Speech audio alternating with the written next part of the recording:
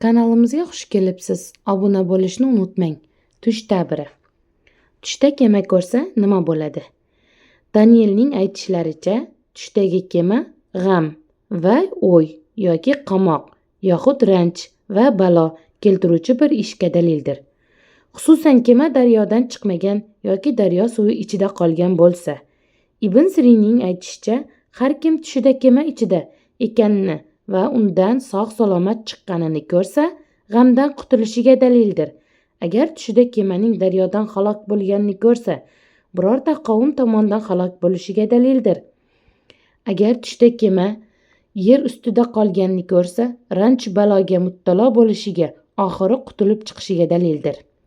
Tushida kemaning g'arq bo'lganini va o'zi salomat qolganini ko'rsa, moli talon-taroj bo'lishiga, o'zining sog' qolishiga dalildir.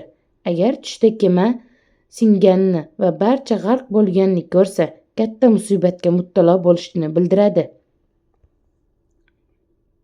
Tushda kemani baland joyga o'tirib olganini va kema esa suvda yurib ketayotganini ko'rsa, ulug' podsholardan yaqinlik va izzat hosil bo'lishiga dalildir. Agar daryo o'rtasida kemalar ketayotganini ko'rsa, safarga borishiga dalildir.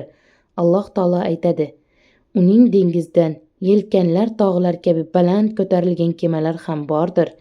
Ar-Rahmon surasining 24-oyatida aytilgan.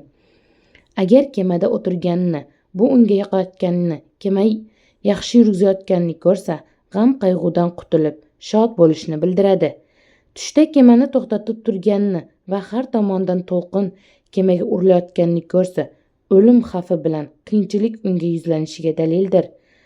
Alloh taolo aytadi: ular bundan shodlanib turganlarida qattiq shamol kelib, hamma har tomondan to'lqin kelganda, ular qurshovida qolganlarni bilib, agar shunda bizni xalos qilsang, albatta shukr qilguvchimiz bo'lur deb ixlos bilan iltijo qilurlar. Tushida oldindan kema ketayotganini va kemaga yeta olmayotganini ko'rsa, bir og'ir ishga muttalo bo'lishi va oxiri xalos bo'lishiga dalildir. Alloh taolo aytadi: so'ng biz bizga kemadagi haromlikni najot berdik va uning barcha alomatlari ibrat qilib qo'ydik. Ankabut surasining 15-oyatida aytilgan. Agar tushida kema yonida dengizda borganingizni ko'rsa, safarga borishi va ko'p foyda va mol topishiga dalildir. Uning fazilatlaridan izlanishiga uchun sizlarni dengiz kemalari yurgizib qo'ygan zotdir. Darhaqiqat, u sizlarga rahmdil. Isro surasining 66-oyatida aytilgan.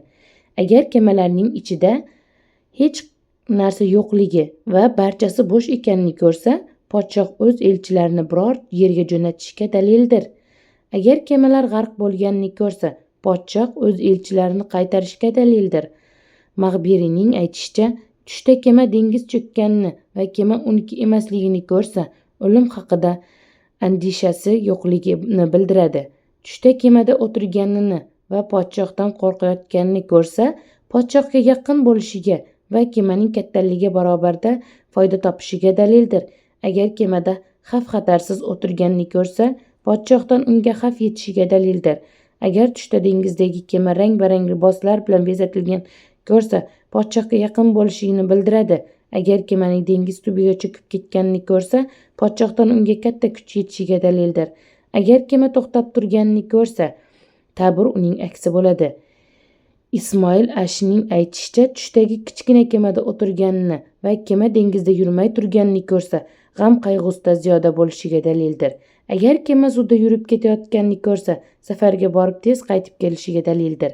Agar kemasini quruqlikda turganini ko'rsa, biror ishdan chorasiz qolishiga dalildir. Jafar Sodiqning aytishicha, tushda kema 8 narsaga dalildir: farzandga, otaga, xotinga, ulovga, shodlikka, omonlikka, ayishga va badavlatlikka. Kanalimizga obuna bo'lishni unutmang. Qo'ng'iroqcha tugmasini bosib qo'ying.